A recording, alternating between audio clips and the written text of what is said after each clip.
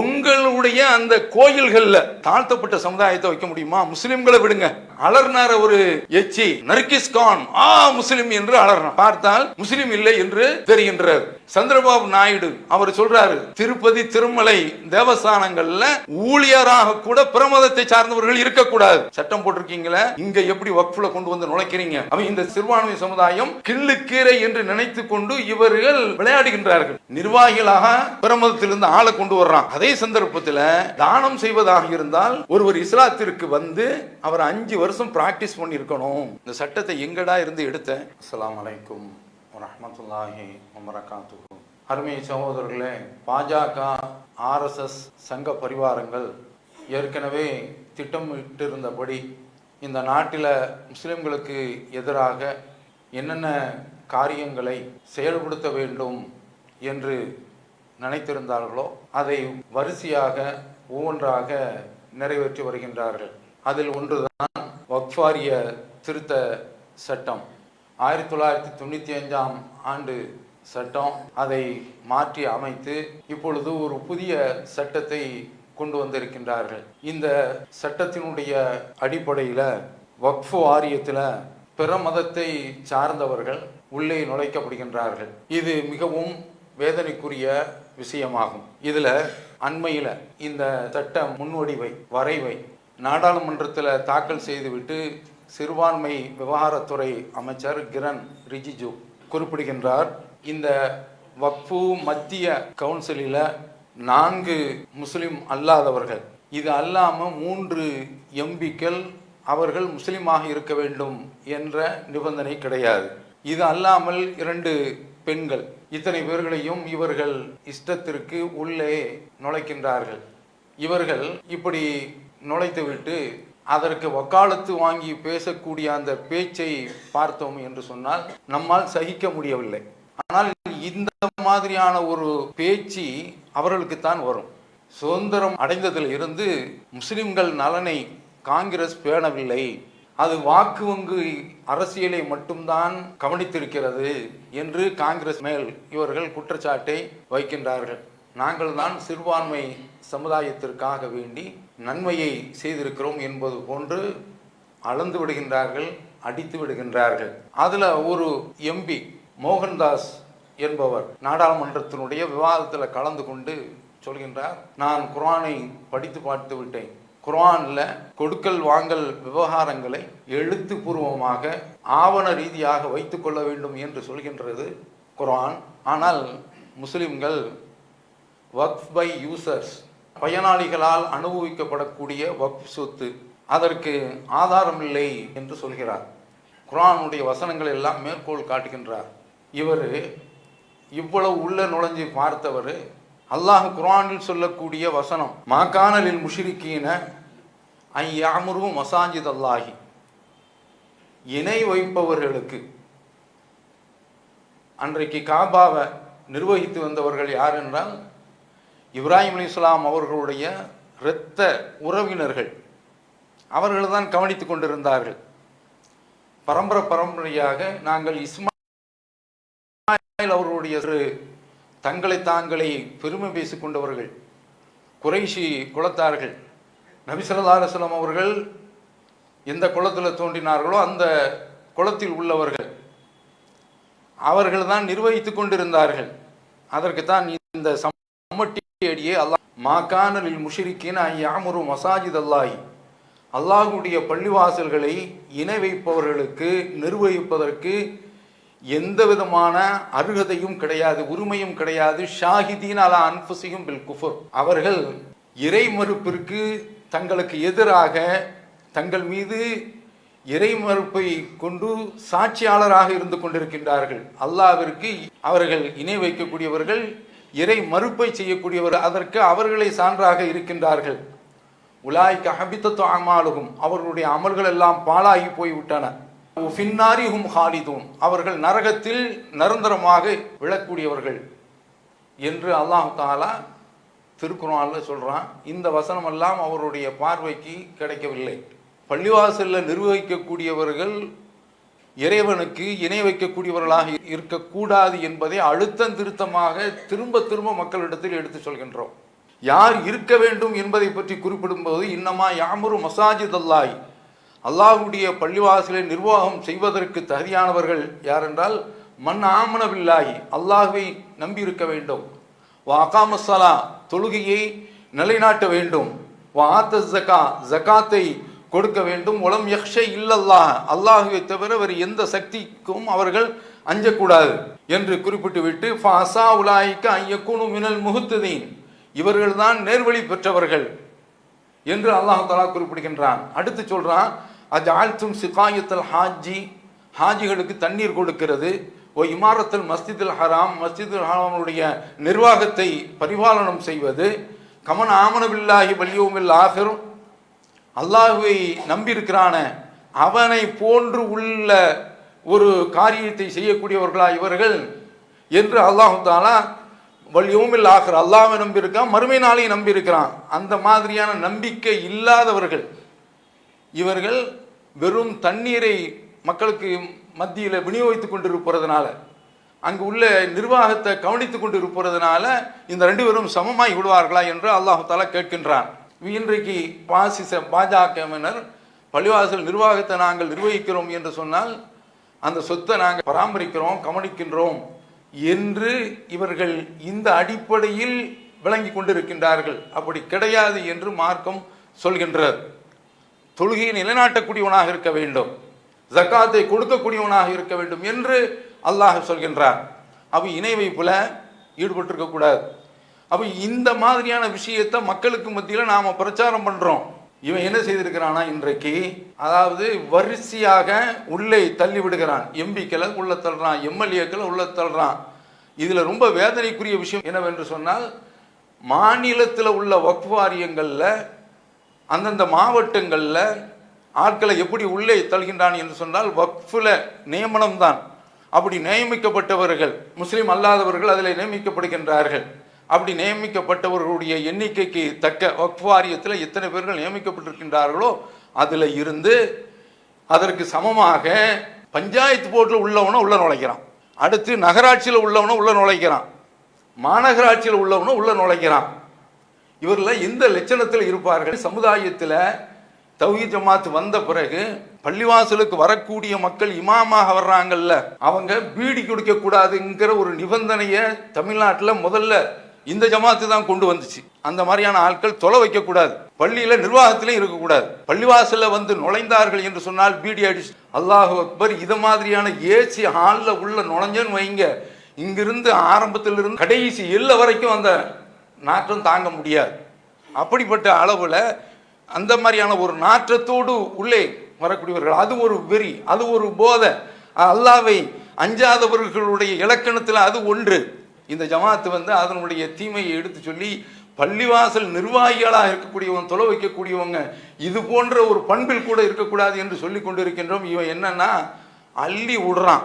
Panchayat board மெம்பராக இருக்கக்கூடிய என்ன லட்சணத்தில் இருப்பான்னு பாருங்க. அவனை கொண்டு வந்து உள்ள நுழைக்கிறான்னா என்ன மாதிரியான ஒரு திமிரு, ஒரு தினாவட்டு, என்ன மாதிரியான ஒரு தைரியம். இதுல நாங்க தான் முஸ்லிம்களுக்கு நன்மை செய்கின்றோம், இவங்களெல்லாம் அள்ளி வாரி சுருட்டக்கூடிய பணங்கள், பொது பணத்தில் இருந்து எவ்வளவு காசை இவர்கள் சுருட்டி கொண்டு இருக்கின்றார்கள், தங்களுடைய பைகளில் போட்டுக்கொண்டு இருக்கின்றார்கள். அப்ப இப்படிப்பட்டவர்களை உள்ளே கொண்டு வந்து இவர்கள் நுழைக்கின்றார்கள். அப்படி நுழைத்து விட்டு நாங்க முஸ்லிம்களுக்கு நன்மை செய்கிறோம் என்று சொன்னால் எவ்வளவு பெரிய ஒரு கொடுமை, எவ்வளவு பெரிய ஒரு வேதனைக்குரிய விஷயம்.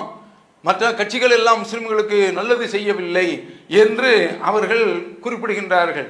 இதுல இந்த பள்ளிவாசல்ல இப்போதே நம்ம என்ன பார்க்கிறோம்னா, பள்ளிவாசல்ல முத்தவள்ளியாக இருக்கக்கூடியவன் வட்டியில ஈடுபட்டு இருக்கிறான். அந்த மாதிரியான அளவுல தான் சமூகம் இருந்து கொண்டிருக்கின்றது. அதையே மாற்றத்தை கொண்டு வருவதற்காக வேண்டி போராடி கொண்டு இருக்கின்ற போது இவன் இப்படி அள்ளி விடுறான். குப்பை தொட்டி போன்று இன்றைக்கு யார் யாரெல்லாம் தகுதியே இல்லையோ அத்தனை பேர்களையும் உள்ளே கொண்டு வந்து நுழைக்கின்றான். தண்ணி அடிக்கிறவன் அவன் வக்ஃபோர்டு மெம்பராக வந்திருக்கிறான், பள்ளிவாசலுடைய நிர்வாகி முத்தவள்ளி. அடுத்து சினிமா நடிகனை கொண்டு வந்து உள்ள வந்து நுழைப்பான். அவனும் உள்ள வந்து நாளைக்கு வக்ஃப் கமிட்டியில் வந்து உட்கார்ந்து கொண்டு பாருங்க என்று சொல்லி அவனும் நிர்வாகத்திற்கு வந்து சேர்வான். இப்படி தகுதி இல்லாதவர்களை எல்லாம் கொண்டு வந்து சேர்க்கின்றார்கள். இதுல ரவிசங்கர் பிரசாத் முன்னாள் சட்ட அமைச்சர் அவர் ராகுல் காந்தியை பார்த்து கேட்கிறார், நீங்க கொஞ்சமாவது யோசிக்க வேண்டாமா? நீங்கள் தலித் மக்களுக்காக வேண்டி குரல் கொடுக்கின்றீர்களே, நாங்கள் பாஸ்மண்டா முஸ்லிம்களை, பேக்வேர்டு முஸ்லிம்களை, அந்த மக்களை, பிற்படுத்தப்பட்ட முஸ்லிம்களை உள்ள கொண்டு சேர்க்கின்றோமே, வக்ஃப்ல கொண்டு போய் சேர்த்திருக்காங்களாம். இவர்கள் என்ன குறிப்பிடுகின்றார்கள் தெரிகின்றதா? இதுல வாட்டர் ஷெட் மொமெண்ட் யாரு? மோடி. இது மிகப்பெரிய ஒரு திருப்புமுனைக்குரிய சகாப்தம். அவர் சொல்றார், பாருங்க, பாஸ்மண்டா முஸ்லிம்களாம் பள்ளிவாசல் நிர்வாகத்தில் இடம் கொடுத்திருக்கிறோம். என்ன சொல்ல வருகின்றார்கள் என்று சொன்னால், இஸ்லாத்தில் ஜாதி இருக்கிறது என்பதை நிலைநாட்ட வருகின்றார்கள். ஆர்எஸ்எஸ்னுடைய திட்டமே இந்த முஸ்லிம் சமுதாயம் தாழ்த்தப்பட்ட மக்களை தன் பக்கத்தில் கொண்டு வந்து விட்டால் அவர்களிடத்தில் அந்த வேறுபாடே நீங்கி விடுகின்றது. அதனால தான் இஸ்லாம் இருக்கக்கூடாது, முஸ்லிம்கள் இருக்கக்கூடாது என்ற அவர்களுடைய அந்த சாதிய மனப்பான்மைக்கு இது மிகப்பெரிய ஒரு சம்மட்டி அடியாக இருக்கிறது என்பதற்காக தான் இஸ்லாத்தை வெறுக்கின்றார்கள், முஸ்லிம்களையும் அவர்கள் வெறுக்கின்றார்கள். அவங்கள தொலைச்சு கட்ட வேண்டும் என்று அவர்கள் திட்டம் போடுறதுக்கு காரணமே சாதிய அடுக்குமானத்தை இஸ்லாமிய மார்க்கம் தகர்த்து எறிகின்றது. அப்ப இவங்க என்ன செய்யறாங்கன்னா, பாஸ்மண்டா முஸ்லீம் இதுல இதை பற்றி எழுதும் பொழுது அவங்களே ஆங்கில பத்திரிகைகளில் மற்ற பத்திரிகைகளில் வருகின்ற பொழுது அவர்களே குறிப்பிடுகின்றார்கள். ஆனால் வடநாட்டில் சில மோசமான சில நடவடிக்கைகளும் இருக்கின்றது. அஷரஃப் முஸ்லிம்கள் அதிலேயே கொஞ்சம் தொழிலை வைத்து கொஞ்சம் பாகுபாடுபடுத்துவது, இவரிடத்திலிருந்து வாங்கிய இரவல், விட்டகுறை தொட்டகுறை, தொட்டகுறை விட்டகுறை என்று சொல்வார்களே, சில கழிவுகள் இந்த சமுதாயத்திலும் வந்து சேர்ந்து விட்டதானால் இப்படியெல்லாம் குறிப்பிட்டு விட்டு அவர்களில் யாருமே தொழுகையில வேறுபாடு காட்டல அப்படிங்கிறான். இது அல்லாஹ்வுடைய மிகப்பெரிய ஒரு அருட்கொடை. எவ்வளவு பெரிய ஆட்களா இருந்தாலும் சரிதான், பணக்காரம் ஏழைங்கிற அந்த பாகுபாடு இருக்கின்றது. ஆனால் தொழுகையில எல்லாருமே ஒன்று சேர்ந்து நிற்கின்றார்கள் என்று அவர்களே குறிப்பிடுகின்றார்கள் விமர்சகர்கள். அதுதான் இஸ்லாத்தினுடைய மிகப்பெரிய ஒரு பாக்கியம். இப்போது இவர்கள் என்ன நினைக்கின்றார்கள் என்றால், பாஸ்மண்டா முஸ்லிம்களை நாம் உள்ள கொண்டு வந்து நுழைக்கிறோம், இது சாதனை இல்லையா, சரித்திரம் இல்லையா என்று இந்த சமுதாயத்தை பார்த்து கேட்கின்றது, ராகுல் காந்தியை பார்த்து கேட்கின்றது. அதுதான் வேதனைக்குரிய விஷயம். அப்ப நாம் அங்க என்ன பார்க்க வேண்டும் என்று சொன்னால், இப்படிப்பட்டவர்களை இவர்கள் உள்ளே கொண்டு வந்து நுழைக்கின்றோம் என்று குறிப்பிடுகின்றார்கள். அவங்க சமுதாயத்தில் உள்ளவங்களை கேட்கிறாங்க, எப்பா நீ இந்து என்பதற்கு என்ன விளக்கணம் வச்சிருக்க? புத்திசாலிகளால் எழுதப்பட்ட அரசியல் அமைப்பு சட்டம். இப்போ ஒரு மனிதன் என்னப்பா அப்படின்னு விளக்கம் கேட்டால், அவன் பகுத்தறிவு பிராணி என்று நாம விளக்கம் சொல்லலாம். நேர்மறையாகத்தான் விளக்கம் சொல்லணும் ஒரு பொருளுக்கு விளக்கம். இப்போ ஒளிபெருக்கி என்னவென்று கேட்டால், இது மின்சாரத்தில் இயங்கக்கூடியது, சப்தத்தை எடுத்து கொடுக்கக்கூடியது, இப்படி தான் சொல்லணும். அவன் இந்துவுக்கு விளக்கம் சொல்றான், யார் யாரெல்லாம் முஸ்லீமா இல்லையோ, யார் யாரெல்லாம் கிறிஸ்தவனா இல்லையோ, யார் யாரெல்லாம் சீக்கியராக இல்லையோ, யார் யாரெல்லாம் புத்தராக இல்லையோ, புத்த சமுதாயத்தை சார்ந்தவர்களா இல்லையோ, அவர்களெல்லாம் இந்து. இப்படி ஒரு பொருளுக்கு விளக்கம் சொன்னான். ஃபேன் என்று என்ன கேட்டால், எது எதுவெல்லாம் லைட் இல்லையோ, எது எதெல்லாம் டீப் லைட்டாக இல்லையோ, எது எது கேமராவாக இல்லையோ, அதுதான் ஃபேன் என்று சொன்னால் எவ்வளவு புத்திசாலித்தனமோ அந்த மாதிரி விளக்கம் சொல்றான். சரி, அப்படிப்பட்ட ஒரு விளக்கத்தை சொல்லக்கூடிய நீங்க உங்களுடைய அந்த கோயில்கள்ல தாழ்த்தப்பட்ட சமுதாயத்தை வைக்க முடியுமா? முஸ்லிம்களை விடுங்க. அலர்னார ஒரு எச்சி நர்கிஸ் கான் முஸ்லிம் என்று அலர்னான். பார்த்தால் முஸ்லிம் இல்லை என்று தெரிகின்றார். சந்திரபாபு நாயுடு அவர் சொல்றாரு, திருப்பதி திருமலை தேவஸ்தானங்கள்ல ஊழியராக கூட பிரமதத்தை சார்ந்தவர்கள் இருக்கக்கூடாது. சட்டம் போட்டிருக்கீங்களே, இங்க எப்படி வக்ஃப்ல கொண்டு வந்து நுழைக்கிறீங்க? அவன் இந்த சிறுபான்மை சமுதாயம் கிள்ளுக்கீரை என்று நினைத்து கொண்டு இவர்கள் விளையாடுகின்றார்கள். அப்படிப்பட்ட ஒரு நிலையை இந்த மக்களிடத்தில் இன்றைக்கு நாம பார்க்க முடிகின்றது.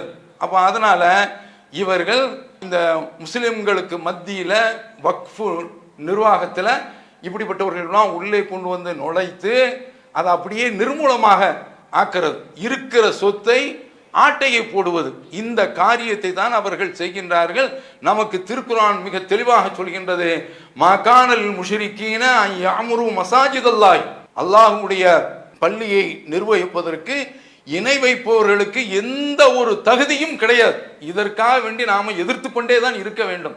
நம்ம காலம் போராடுவதுதான் நம்முடைய கடமையாக ஆகிவிட்டது. இவர்களை கொண்டு வந்து நுழைக்கின்றான் என்று சொன்னால் இவருடைய முஸ்லிம் எதிர்ப்பு தன்மை எந்த அளவிற்கு இவருடைய உள்ளத்தில், அவருடைய உடலில் ஓடக்கூடிய இரத்தத்தில் ஏறி இருக்கிறது, ஊறி இருக்கிறது என்பதை நாம பார்க்க முடிகின்றது. அடுத்து இவர்கள் செய்திருக்கக்கூடிய வேலை, வக்ஃபை யூசர்ஸ் அப்படின்னு சொல்றோம்ல, பயனாளிகளால் பயன்படுத்தக்கூடிய வக்ஃபு. இது பெரும்பாலும் என்ன சொத்தாக அமைந்திருக்கின்றது என்று சொன்னால் கபிரிஸ்தானாகத்தான் அமைந்திருக்கிறது. பெரும்பாலும் எல்லா சொத்துமே இப்போ வக்ஃபை யூசர்ஸ் பயன்பாட்டினால் வரக்கூடிய வக்ஃபு என்றால் என்ன? இஸ்லாமிய மார்க்கத்தில் வாய்மொழியாக நான் இந்த சொத்தை தானம் செய்கிறேன் என்று சொல்லிவிட்டால் தானம் ஆகும். இஸ்லாத்தில் சொல்லுக்கு மிகப்பெரிய ஒரு மரியாதை இருக்கின்றது. நாம் ஒரு கொஞ்ச நாள் நாம் இறந்து போவோம் என்று நினைக்கிறார். நான் இந்த சொத்தை, இவ்வளவு சொத்தை நான் அல்லாஹ்வுடைய பள்ளிக்காக வேண்டி கொடுக்கின்றேன், இதை நான் இந்த கிணறை சமுதாயத்திற்காக வேண்டி நான் அர்ப்பணிக்கிறேன் என்று அவர் அந்த வக்ஃபை செய்துவிட்டு போகலாம். மார்க்கம் அவருக்கு அனுமதியை அளிக்கின்றது, குர்ஆன் ஒத்துக்கொள்கின்றது. இதை மோகன்தாஸ் என்ற எம்பி இதையெல்லாம் கூர்ந்து பார்க்கவில்லை, அந்த மாதிரியான அறிவும் இல்லை. அவருடைய நோக்கம் ஆவணம் இல்லாமல் எப்படி வைத்திருக்கலாம், நாங்கள் அதை எடுத்துக்கொள்வோம், அரசாங்கமும் எடுத்துக்கொள்ளும். இப்படி பார்த்தால் இதில் கொடுமை என்னவென்றால் ரத்தம் கொதிக்கின்றது. 8.72 லட்சம் வக்ஃபு சொத்துக்கள், நிலங்கள். இதில் 4.2 லட்சம் அப்படியே கையகப்படுத்தப்பட்டு விடும் இன்றைக்கு எழுதுகின்றார்கள். அவ்வளோ பெரிய ஒரு கொடுமை. ஏனென்றால் எங்க ஆவணத்தை பார்க்க முடியும்? என்ன வேலையை இவர்கள் செய்கின்றார்கள் என்றால் அரசாங்கம் எடுப்பதற்குரிய அத்தனை வேலைகளையும் செய்கின்றார்கள். இதுல இவர்கள் அந்த கட்டிய பிம்பம் இருக்கின்றத, காட்டிய பம்மாத்து இருக்கின்றத என்ன சொல்கின்றார்கள்? முஸ்லிம்களுக்கு 9 கோடி ஏக்கர் நிலங்கள் இருக்கின்றன என்பது போன்று இராணுவத்திற்கு அடுத்து, ரயில்வே துறைக்கு அடுத்து இவர்களுக்கு சொத்து இருக்கிறதுன்னு சொன்னாங்களே, அதை தெளிவாக பத்திரிகைகள் நல்ல ஆய்வு செய்யக்கூடியவர்கள் தெளிவாக எடுத்து சொல்கின்றார்கள். இது ஒரு போலி கதை. ஏனென்றால் தமிழ்நாடு, அதே போல ஆந்திரா, தெலுங்கானா, இந்த 3 மாநிலத்தில் உள்ள கோயில்களுடைய சொத்தை எங்கே எகிரி போய் நிற்குது. அப்ப என்ன செய்யறாங்கன்னா, பாஜகவுடைய திட்டமே முதல்ல எல்லா மக்களையும் பார்த்து பாருங்க, முஸ்லிம்கள் எவ்வளவு பெரிய சொத்துக்களை வைத்திருக்கின்றார்கள், வக்ஃபுக்கும் சொத்துக்கும் அதனுடைய உரிமையாளரா வக்ஃப் வாரியம் கிடையாது, அல்லாஹ்வுக்காக வேண்டி அர்ப்பணிக்கப்பட்டது, அல்லாஹ் தான் அதனுடைய எஜமானர். ஆனால் முஸ்லிம்களுக்குரிய சொத்து சொத்து அப்படின்ற ஒரு பெரிய பிரம்மாண்டத்தை அப்படி காட்டிய உடனே அதுக்கடுத்து சட்டத்தை கொண்டு வர்றான், அப்படியே அமுங்கி இருக்கிறது. அவனுடைய வேலையே அந்த வேலை தான். எவ்வளவு பெரிய சதி திட்டம் முடிவு பண்ணிட்டான், எப்படியாவது வக்ஃபுக்குள்ள வரணும், அது எப்படி வர்றது என்பது போன்று அவர்கள் உள்ளே வந்து இப்படிப்பட்ட ஒரு காரியத்தை அவர்கள் செய்திருக்கின்றார்கள். இதுல லட்சக்கணக்கான முஸ்லிம்களுடைய நிலங்கள் அப்படியே பாஜக அரசாங்கத்தால் சுருட்டப்பட இருக்கிறது என்பதை நாம கவனிக்க வேண்டும். அடுத்து, பிரமத சமுதாயத்து மக்களால் வக்ஃபுக்கு தானம் அளிக்கிறது கூடாது என்று கொண்டு வந்திருக்கிறான். நிர்வாகிகளாக பிரமதத்திலிருந்து ஆளை கொண்டு வர்றான். அதே சந்தர்ப்பத்தில் தானம் செய்வதாக இருந்தால் ஒருவர் இஸ்லாத்திற்கு வந்து அவர் 5 வருஷம் பிராக்டிஸ் பண்ணியிருக்கணும். இந்த சட்டத்தை எங்கடா இருந்து எடுத்த? நபி ஸல்லல்லாஹு அலைஹி வஸல்லம் அவர் இடத்துல கேட்குறாங்க, தர்மத்தில் சிறந்த தர்மம் எது என்று கேட்கின்ற பொழுது அல்லாஹ்வுடைய தூதர் சொல்கின்றார்கள், அந்த சத்தக்க அந்த சஹீஹுன் ஷஹீஹுன். நீ தர்மம் செய்வதாக இருந்தால் அதற்குரிய நிபந்தனை நீ ஆரோக்கியமா இருக்கணும். அடுத்து, பணத்தில் உனக்கு ஆசை இருக்கும். ஜமாத்தில் இருந்து பணம் கேட்குறாங்களே, 1 லட்சம் கொடுத்துட்டா குறைஞ்சிருமே, இந்த கவலையும் இருக்கும். அதே சந்தர்ப்பத்தில் இன்னொரு எண்ணம் உள்ளே தோன்றி, அல்லாஹ் தந்துருவான் என்று இன்னொரு எண்ணம் அங்கே தோன்றும். அப்போ இப்படி தக்ஷல் ஃபக்ர தமலுல் கினா, வறுமையை அஞ்சு போயிருமே, குறைஞ்சு போயிருமே அப்படின்னு பயப்படவும் செய்வ, வந்துருமே அப்படிங்கிற மறு எண்ணமும் உனக்கு வரும். இப்படி அந்த நிலையில இருக்கும்போது கொடுக்கிறது தான் தர்மம். உலா தும்ஹில், நீ தர்மத்தை தாமதப்படுத்தாத, எதுவரைக்கும் உன்னுடைய தொண்டக்குழியில உயிர் வந்து சேர்கின்ற வரை அப்போது இருந்துகிட்டு நீ அவருக்கு கொடு இவருக்கு கொடு என்று சொன்னால் அந்த சொத்து உன்னுடைய சொத்து அல்ல, அது கைமாறி உன்னுடைய சந்ததிகளுக்கு போன சொத்து. சொல்றாங்களா இல்லையா? அவன் தர்மம் என்று வந்து விட்டால் உடனே கொடுத்து முடிக்க வேண்டிய ஒரு விஷயம். இவர்கள் அந்த வாசலை அடைக்கிறாங்க, தர்மத்தை கொடுத்துடக்கூடாது, வக்ஃபுக்கு சொத்துக்கள் சேர்ந்து விடக்கூடாது என்று அந்த வாசலை அடைச்சிட்டு இந்த வாசலை திறந்து வரான். யார் வேண்டுமென்னாலும் உள்ளே நுழையலாம் என்று கொண்டு வருகின்றார்கள். இதுல எந்த அளவிற்கு இவர்களுடைய அந்த கைமத்தனம் தொடர்கின்றது என்று சொன்னால், இத மாதிரி அவங்களுக்குள்ள கோயில்களுக்குள்ள அந்த அறங்காவலர் இந்த மாதிரியான விஷயங்கள்லாம் அப்படியே நேர் மாற்றமாக இருக்கின்றது. பல விஷயங்கள். அதுல ஒன்று அவன் சொல்றான், இந்த சட்டத்தில் நீங்க வக்ஃப் செய்யறதாக இருந்தால் சொத்துல 1/3 பகுதியை எடுத்து தான் செய்ய வேண்டும். அப்படி செய்யும் போது ஆண் சந்ததிகளை நீ விட்டுக்கலாம், பெண் சந்ததிகளை நீ விட்டுறக்கூடாது. பெண் சந்ததிகளையும் நீ விட்டு விட்டால் அது செல்லாது.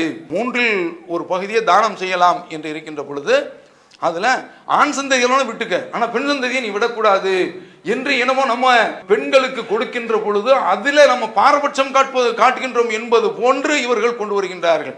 நுஅமான் பின் பஷீர் ரலியல்லாஹு அன்ஹு அவர்கள் அவங்க சொல்றாங்க, என்னுடைய தந்தை பஷீர் அவர்கள் எனக்கு ஒரு அன்பளிப்பை தந்தாங்க. அப்ப என்னுடைய தாயார் சொன்னாங்க, நீங்க அல்லாஹ்வுடைய தூதர்கிட்ட போய் இதற்கு ஒப்புதல் வாங்குங்க என்று சொன்னார்கள். நானும் அது போன்று சென்றேன். அப்படி செல்கின்ற அந்த நேரத்தில் அல்லாஹ்வுடைய தூதர் சொன்னாங்க, இதை மாதிரி எல்லா குழந்தைக்கும் நீ சமமா கொடுத்தியா என்று கேட்டார்கள். இல்லை என்றவனா, என்னை ஒரு அநியாயத்திற்கு நீ சாட்சியாளனாக ஆக்காது. இப்படிதான் இஸ்லாமிய மார்க்கம் சொல்கின்றது. இஸ்லாத்துல அப்படி பாகுபடுத்துதல் கிடையாது. ஆனால் இஸ்லாம் ஏதோ பாகுபாடு செய்வது போன்று இவர்கள் சொல்கின்றார்கள்.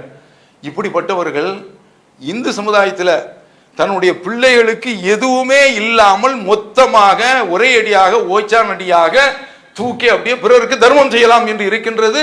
நாங்க வக்ஃப்ல சீர்திருத்தம் செய்கின்றோம், எல்லாமே இந்த நாட்டில் முஸ்லிம்கள் அவங்க மதசார்பற்ற தன்மைக்கு அப்பாற்பட்டு இருக்கிறாங்க என்றெல்லாம் வாதம் பேசக்கூடியவர்கள் இதை கவனிக்க மாட்டாங்க. அப்ப என்னன்னா, முஸ்லிம்களுடைய சொத்துக்கள் என்று தெரிந்து இவர்கள் அதை ஓய்க்க வேண்டும், ஆட்டையை போட வேண்டும், அதை அபகரிக்க வேண்டும் என்பதற்காக வேண்டி இப்படிப்பட்ட ஒரு வேலையில் அவர்கள் இறங்கியிருக்கின்றார்கள். நம்மால் முடிந்த அளவிற்கு ஆர்ப்பாட்டம், போராட்டம், சட்ட போராட்டம் என்னென்ன வகைகள் இருக்கின்றனவோ சட்டம் கொண்டு வந்துட்டான். ஆனால் அது நடந்து விட்டது என்று நாம் அலட்சியமாக இருக்க முடியாது. ஏற்றப்பட்ட சட்டங்கள், வேளாண்மை சட்டம் அது திரும்ப பெறப்பட்டு இருக்கின்றது. அப்போ மக்களுடைய அந்த போராட்டம் நிச்சயமாக ஒரு மாற்றத்தை தரும். இவர்களை நாம எதிர்த்து நின்று அல்லாஹ்வுடைய சொத்தை காப்பதற்காக வேண்டி போராடி ஆக வேண்டும். அல்லாஹ் அதற்கு அருள் செய்வானாக. வாஹிரு தஅவானா அனில் ஹம்துலில்லாஹி ரப்பில் ஆலமீன். அல்லாஹு அக்பர், அல்லாஹு